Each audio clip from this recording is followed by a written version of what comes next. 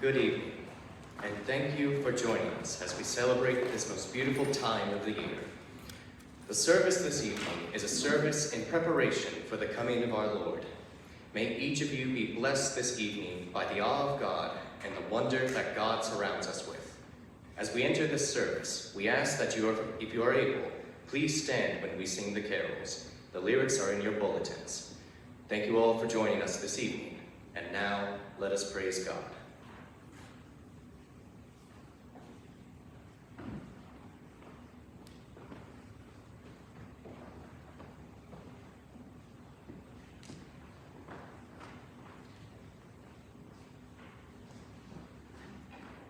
Sorry, I'm shorter.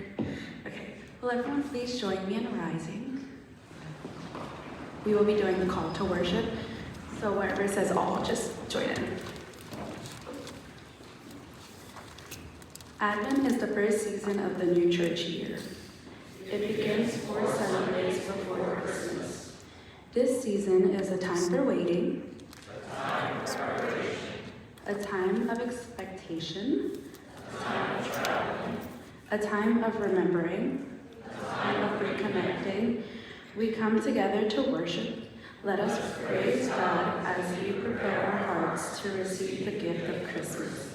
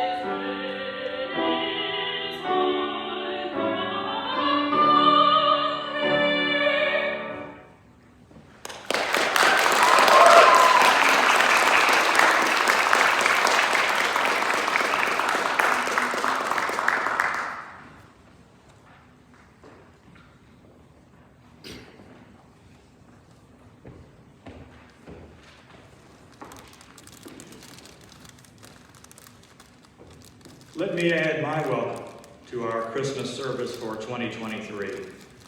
I want to thank everyone who has played a part in bringing this celebration together, most especially the Reverend Dr. John Huxtable. As we gather this evening, the longest night of the year approaches. Darkness seems to wrap itself around the world like a heavy cloak. Yet, with the very next sunrise, the light returns, the days become longer, and the darkness retreats. Each of us has those same moments in our lives. There are times when darkness weighs on us, seeming to smother any hint, any hope of light. But even in those darkest of times, the spark of the divine that God has placed in each of us shines its light. The motto of our college, Sit Lux, Let There Be Light, reminds us of that every day. In that spirit, please join me in prayer. Creator God, even though the night outside is dark and cold, we gather together in the light and the warmth of your Spirit. Help each of us to nurture our own light. Let each of us add our light to the great light that guides us all. So we ask your blessing in the name of your Son, whose birth we celebrate. Your Son, who is light come to life, and in whose light shines enduring hope and everlasting love. In the name of the Christ child, we pray. Amen.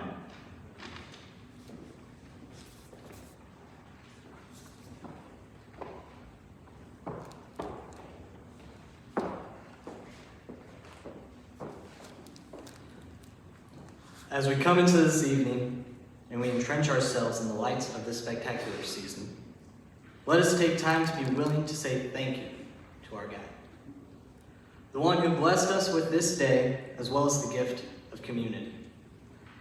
Teach us to be still and alert to your presence, most compassionate God. Help us to live intentionally, being willing to find hope amid times of hopelessness. Teach us to live in peace when the world seeks aggression. Empower us with the ability to find joy in the face of despair. Finally, in all things, let us act in love for our neighbor, love for our enemy, and love for creation in the way that God always loves us. Let our lives become a proclamation of your hope and your good news into the world.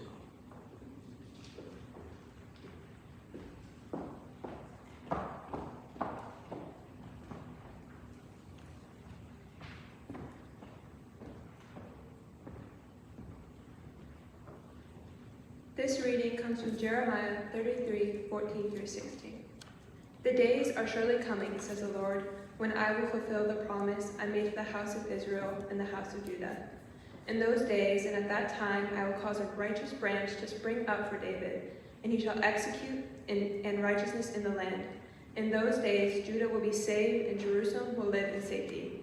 And this is the name by which it will be called: the Lord is our righteousness. Today, we need hope, because today we find ourselves surrounded by hopelessness. We often watch as hate and fear lead to world decisions. Yet this candle reminds us that we can center ourselves on the hope that is God. We look to one another and are called to see hope in each other because God sees hope in us. Hope becomes a reality when we acknowledge the greatness of God in all of creation. As children, we often live in a state of beautiful innocence that was enmeshed in hope. Hope for the next big toy. We hope for a first love to come to fruition. We hope to be able to fulfill dreams that continue to form. As we grow, we leave behind some of that unadulterated hope and grow more cynical. We lose the sense of wonder and awe that are so deeply needed to nurture hope. It is easier to maintain the status quo instead of risking transformation to something that could be great. As we light the candle of hope, let us seek to be awed by dreams of what can be. Allow God to fulfill your cup with possibilities. Let us all seek to rediscover and reimagine the beauty of living as hope fills servants of God.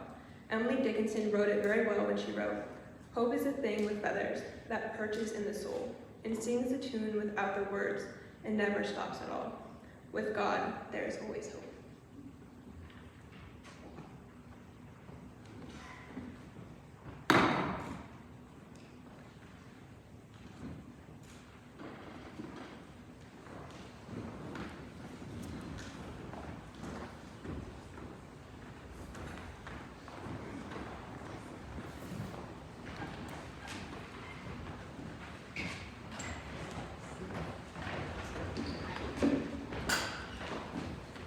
The Holocaust is a stunning reminder of the tragic events and prejudice and hate towards other people. But it is also a reminder that hope held firm will eventually reign victorious over the greatest of odds. The following words were inscribed on the walls of a cellar in Cologne, Germany, where Jews were hiding from the Nazis during World War II. Hope was all they had to hold on to. Hope is their only bridge to a brighter tomorrow. The text of the song goes as follows. I believe in the sun, even when it is not shining. And I believe in God. I believe in love even when no one's there. And I believe in God even when he is silent. I believe through any trial there's always a way. But sometimes in this suffering and hopeless despair, my heart cries for shelter to know someone's there. But a voice rises within me saying, hold on, my child. I'll give you strength. I'll give you hope. Just stay a little while. I believe in the sun even when it is not shining. And I believe in love even when no one's there. But I believe in God even when he is silent. I believe through any trial there's always a way. May there someday be sunshine. May there someday be happiness. May there someday be love. May there someday be peace.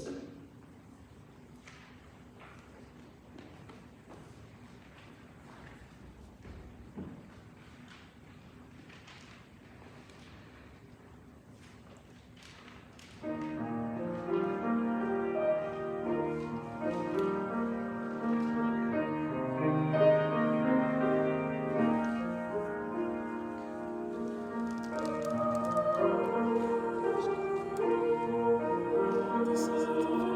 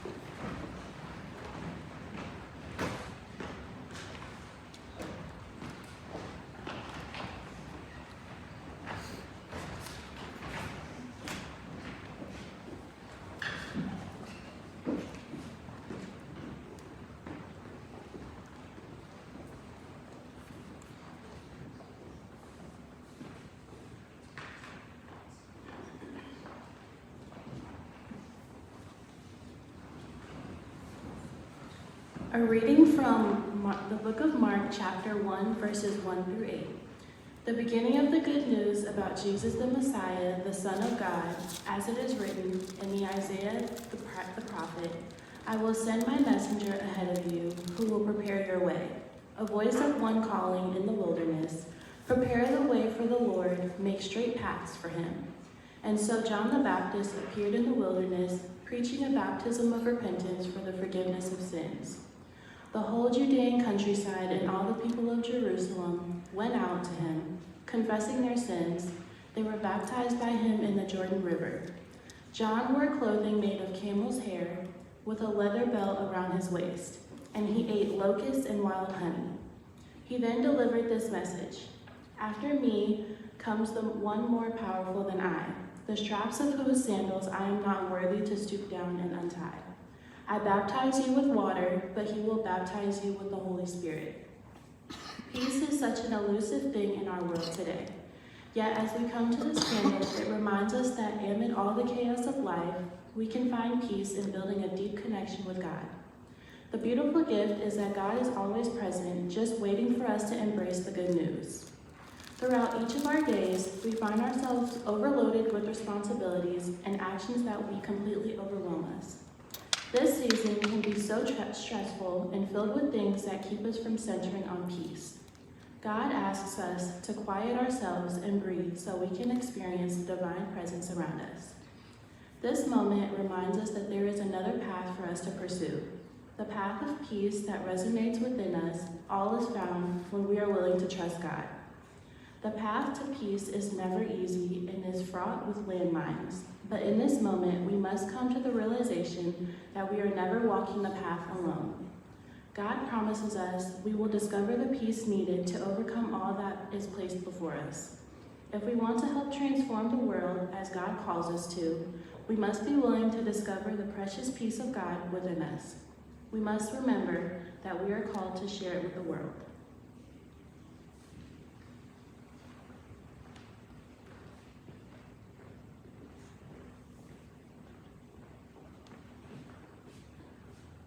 Please stand with me and join in the singing of O Little Town of Bethlehem. We will sing verses 1 and 2.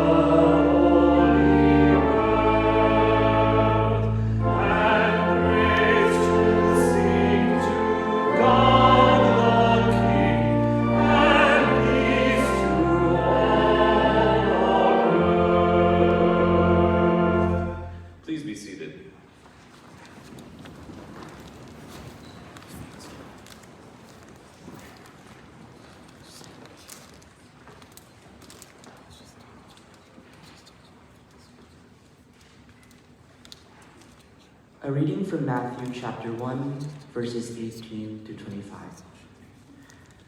Now the birth of Jesus, the Messiah, took place in his way. when his mother Mary had been engaged to Joseph, but before they lived together, she was found to be with child from the Holy Spirit.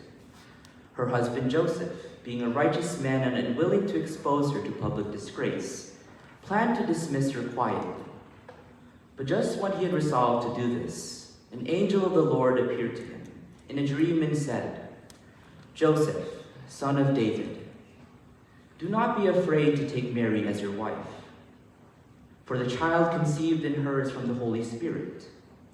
She will bear a son, and you are to name him Jesus, for he will save his people from their sins." All this took place to fulfill what had been spoken by the Lord to the prophet. "Look, the virgin shall conceive and bear a son, and they shall name him Emmanuel," which means God is with us. When Joseph awoke from his sleep, he did as the angel of the Lord commanded him. He took her as his wife, but had no marital relations with her until she had borne a son, and he named him Jesus. Let us pause and take a moment to reflect as we enter the meditation of joy. What will it take to experience true joy? If we are willing to see that we are deeply connected, joy will be found. In a world of isolation and individualism, God calls us to become community, and we are called to be intentional about creating relationship with one another. This deep interconnectedness creates the joy of knowing we are not alone. When we stop and think of the lack of joy, it is sad. People are almost afraid of feeling joy because they worry about what could be or what was, instead of being present in the moment. We as a culture are consumed by what could happen and that hold us back from letting go and truly living. Yet our God asks us to be present so we can experience true joy. When we are present, we are not consumed by what could have or what should have been. Being present lets us be with those in our lives in the God that asked us. This presence allows us to experience a joy of sharing life with others in God. Pierre Teilhard de Chardin stated, "Joy is the infallible sign of the presence of God."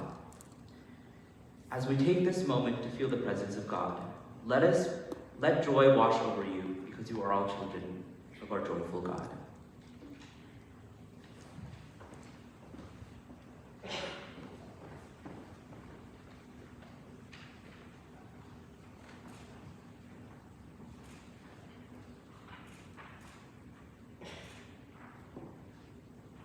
Please stand and join in the singing of Joy to the World.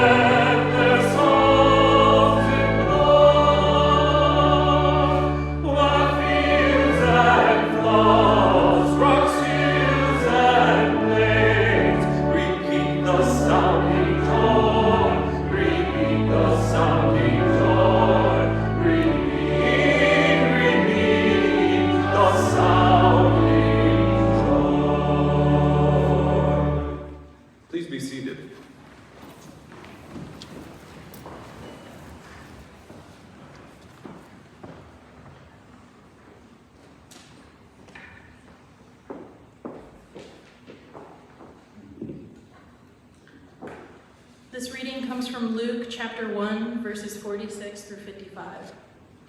And Mary said, "My soul magnifies the Lord, and my spirit rejoices in God my Savior, For God has looked with favor on the loneliness of God's servant. Surely from now on, all generations will call me blessed. For the Mighty One has done great things for me, and holy is God's name. His mercy is for those who fear him from generation to generation. He has shown strength with his arm. He has scattered the proud in the thoughts of their hearts.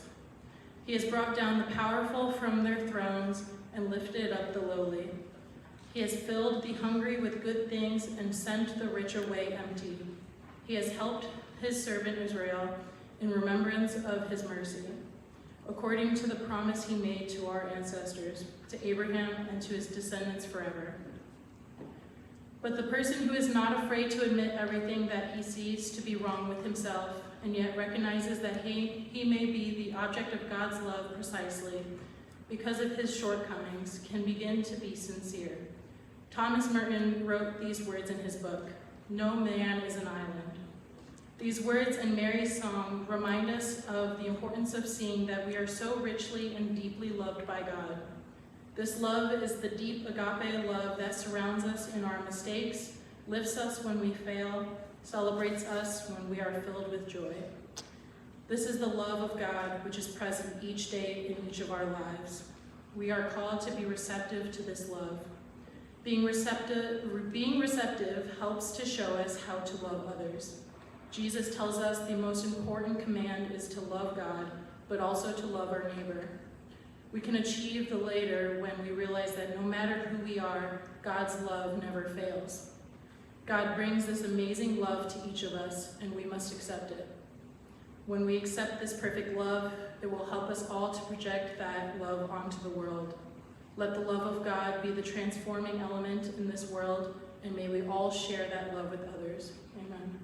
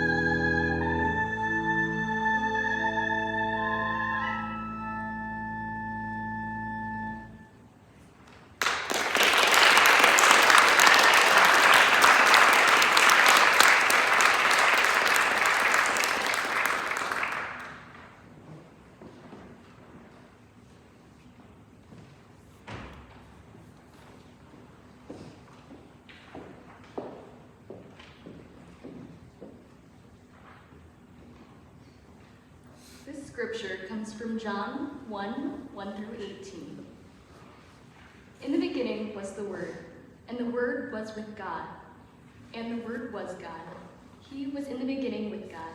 All things came into being through him, and without him not one thing came into being. What has come into being in him was life, and the life was the light of all people. The light shines in the darkness, and the darkness did not overcome it.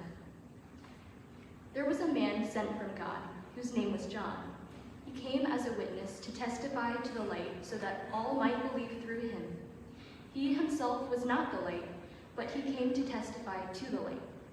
The true light, which enlightens everyone, was coming into the world. He was in the world, and the world came into being through him. Yet the world did not know him.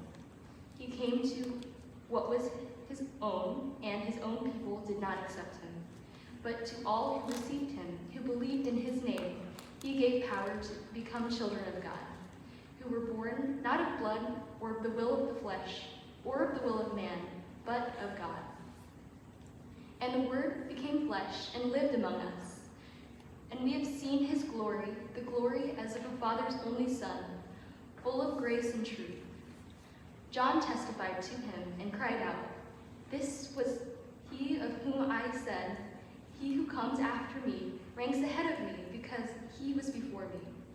From his fullness we have all received grace upon grace. The law indeed was given through Moses. Grace and truth came through Jesus Christ. No one has ever seen God.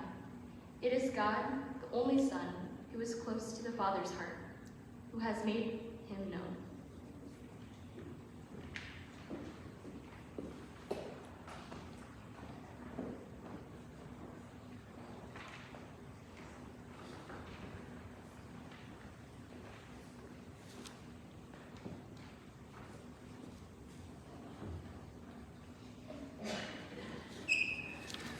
Anybody else nervous?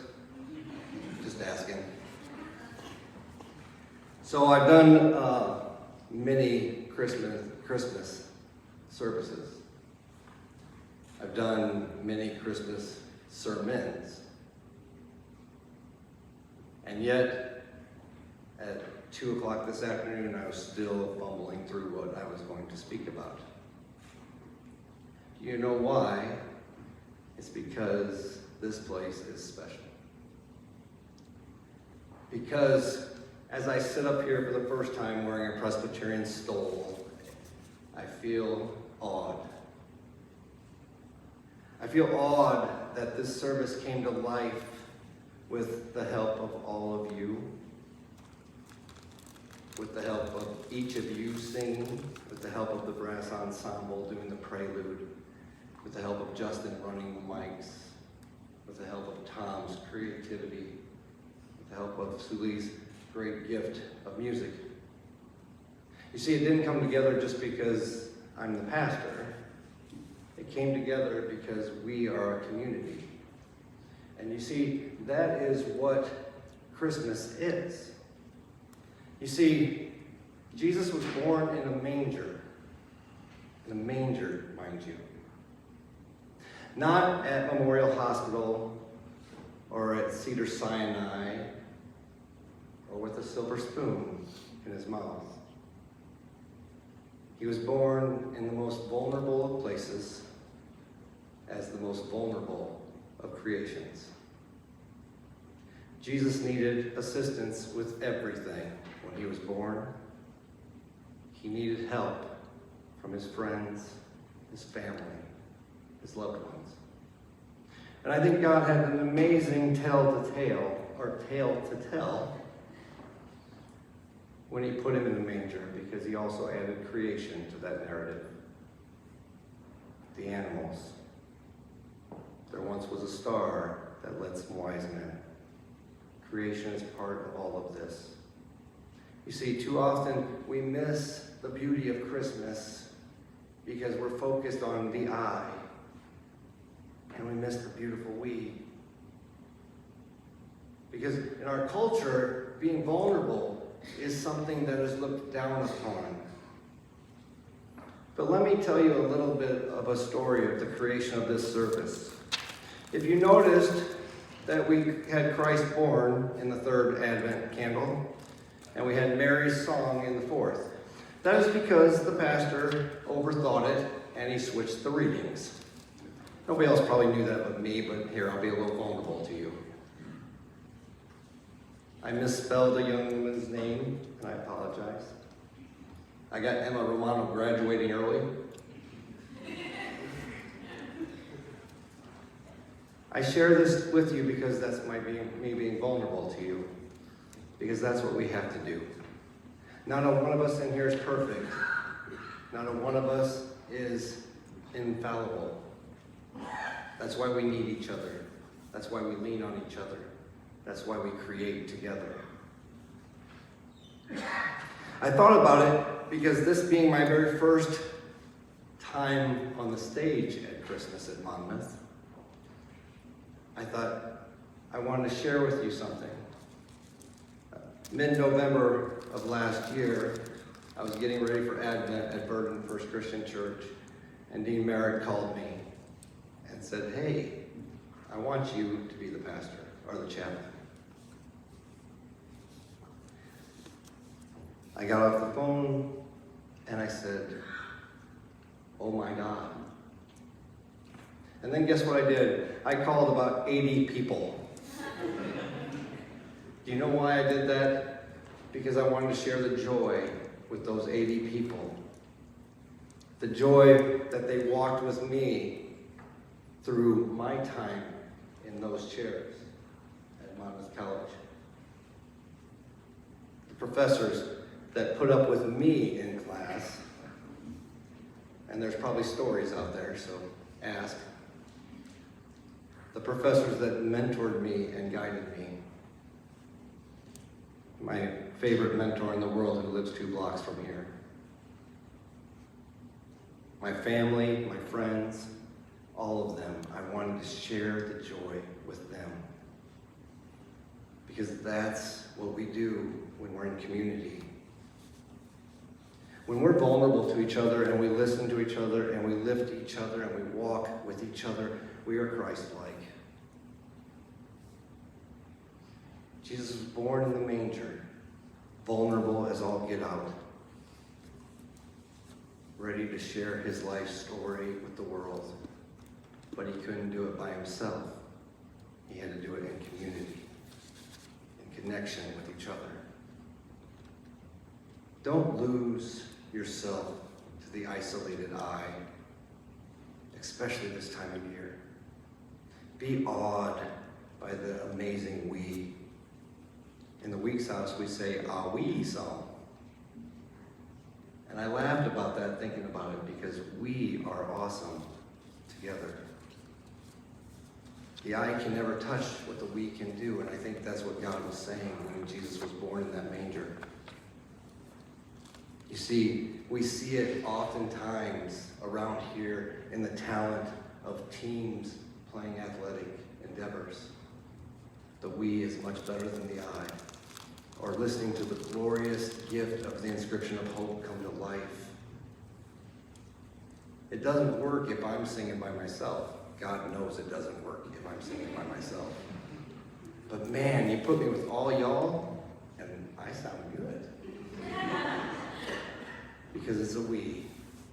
It's a we.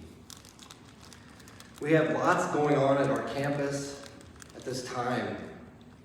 And we have lots of opinions and lots of things to talk about.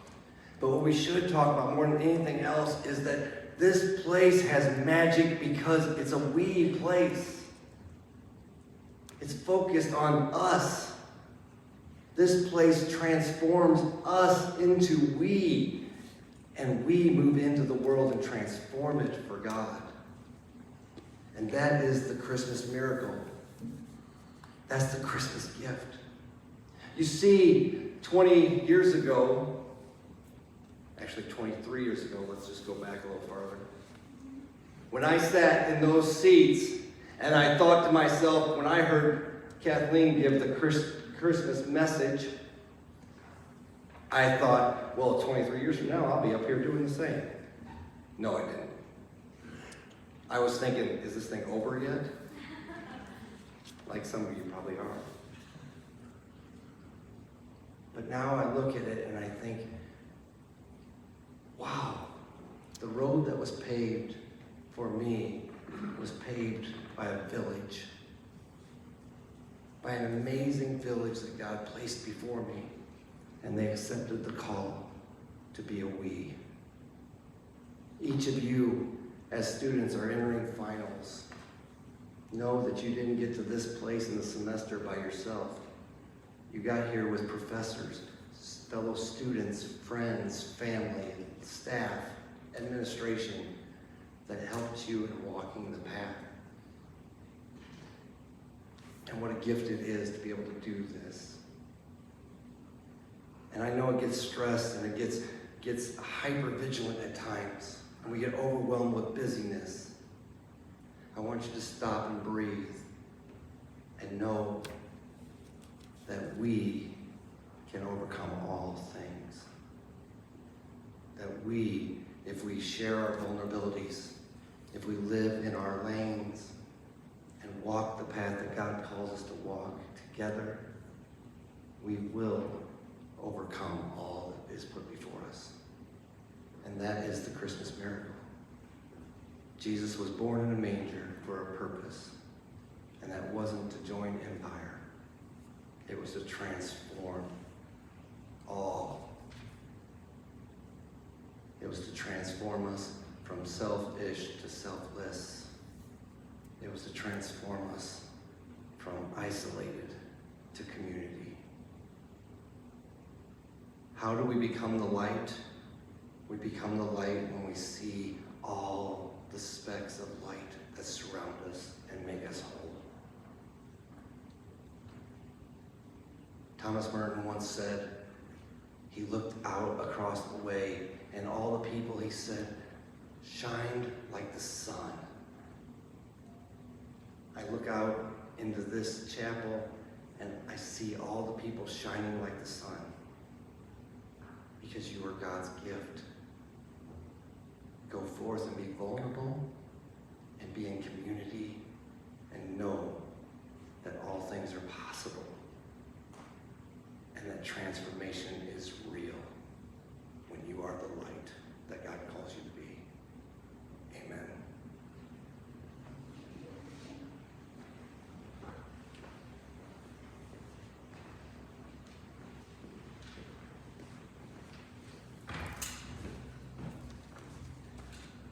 As we light the Christ candle, please stand with us and sing Silent Night.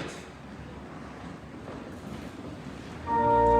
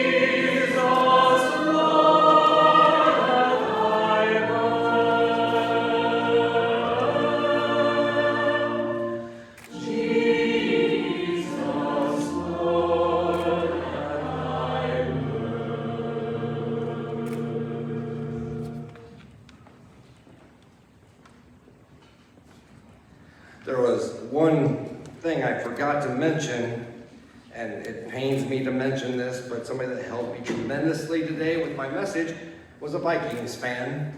I'm a diehard Packer fan, if anybody didn't know. So thank you, Sarah. You see, vulnerability is a gift.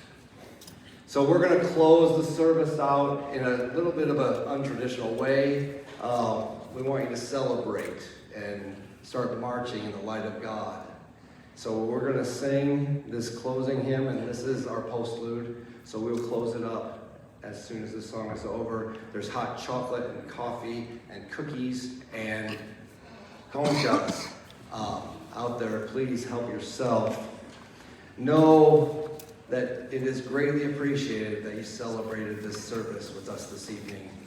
I want you, before we close though, to please give a round of applause to Tom Clark for directing.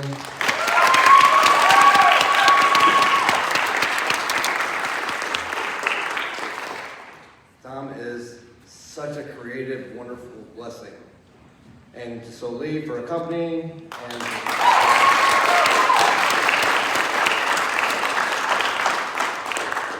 to all my students and Dr. Wyatt for joining us. Thank you.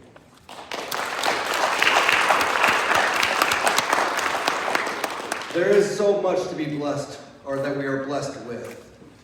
Go forth and scream and shout how blessed you are, because you are part of this community, and it is a true blessing. Take it from somebody that feels at home again, and it's such a gift. So let's celebrate and march in the light of God. You may sit or you may stand and dance.